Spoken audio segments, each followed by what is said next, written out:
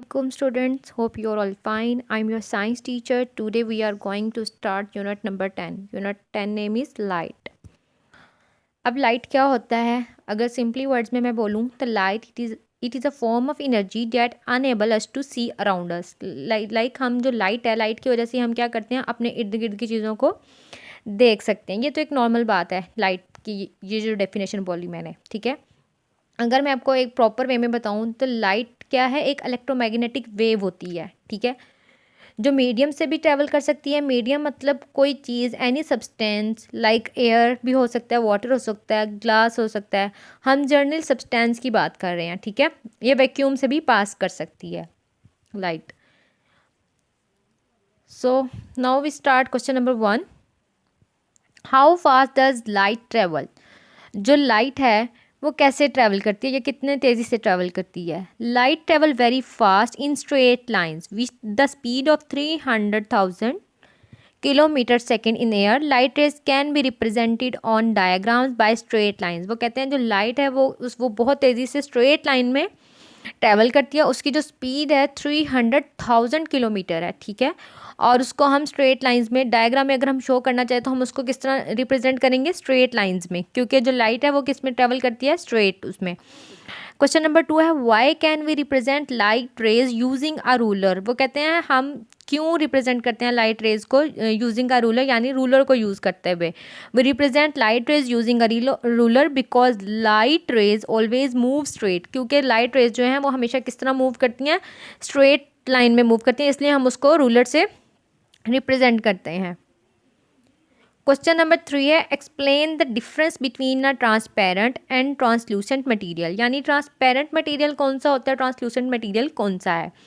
A material through which light can pass is called transparent material. ऐसा material जिसमें से light pass हो जाती है उसको हम बोलते हैं ट्रांसपेरेंट मटेरियल। इसकी एग्जांपल आपके पास ग्लास है, सामने आपके एक इमेज है, उसमें आप देखें एक गिलास है, उसमें से क्या होगी? लाइट पास हो जाती है। जिसमें से लाइट पास होगी उसको हम क्या बोलेंगे? Transparent material.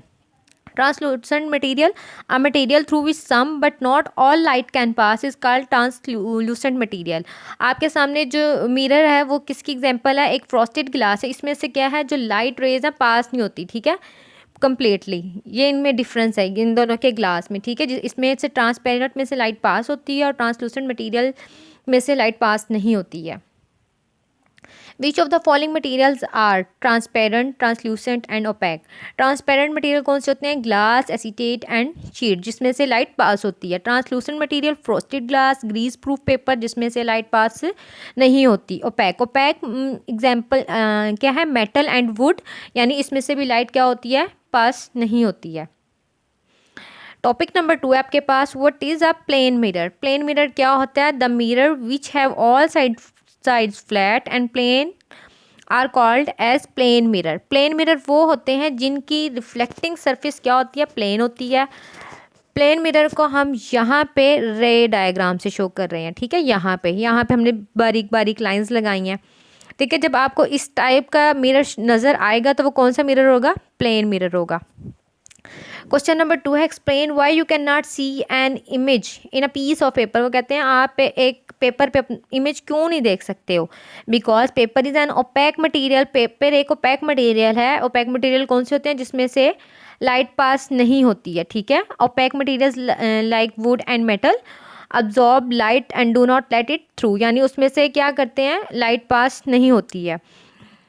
and it cannot reflect light, therefore we are unable to see an image in a piece of paper। जिस वजह से हम piece of paper में क्या नहीं देख सकते? कोई भी image नहीं देख सकते।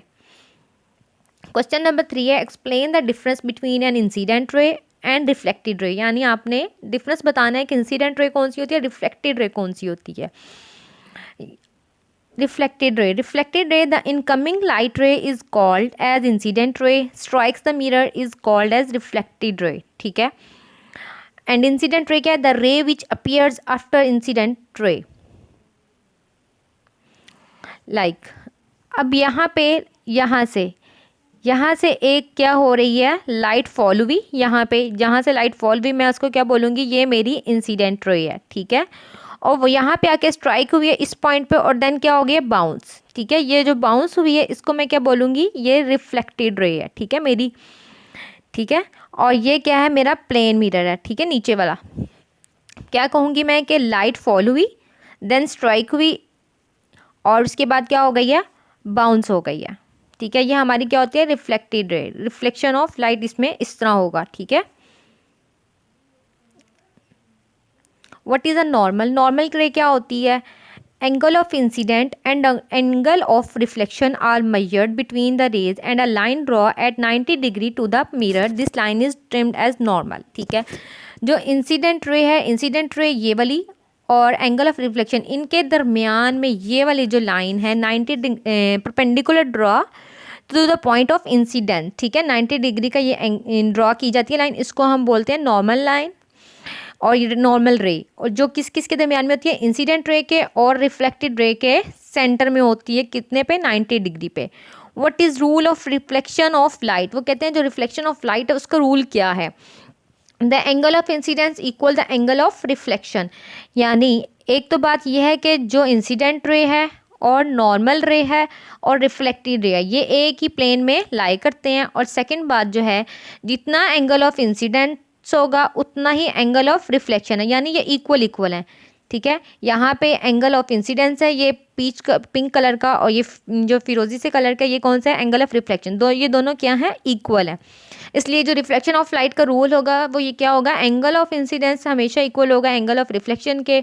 और इसके अलावा जो इंसिडेंट रे है, नॉर्मल रे है, रिफ्लेक्टेड रे है, वो हमेशा किस एक ही प्लेन में, सेम प्लेन में लाई करते हैं। Explain these terms, virtual image and lateral inversion. When light rays from an object strike a plane mirror, an image can be seen in the mirror. The image appears to the same distance behind the mirror as the object as in front. This is a virtual image because no rays of light actually pass through the mirror. यानी कि direct rays आती हैं, ठीक है, actually वो meet नहीं कर रही होती हैं। लाइक जब आप अपने मिरर में अपने आप को देखते हैं ना, तो वो एक वर्चुअल इमेज होता है। वर्चुअल इमेज की एक एग्जांपल है common. Lateral inversion, the image in the mirror is actually inversion, it appears change from left to right.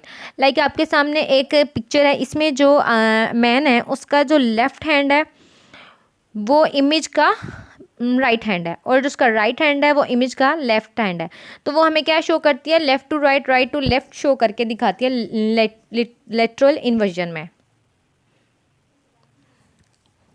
Topic number 3 है, व्हाट इज रिफ्रैक्शन। रिफ्रैक्शन क्या होती है, if a ray light meet at a new material at an angle it bends, this bending is called refraction. Refraction होती है जब light जो है वो एक मीडियम से दूसरे मीडियम में जब ट्रेवल करती है तो वो थोड़ा सा बेंड हो जाती है, उसको हम बोलते हैं रिफ्रैक्शन, ठीक है।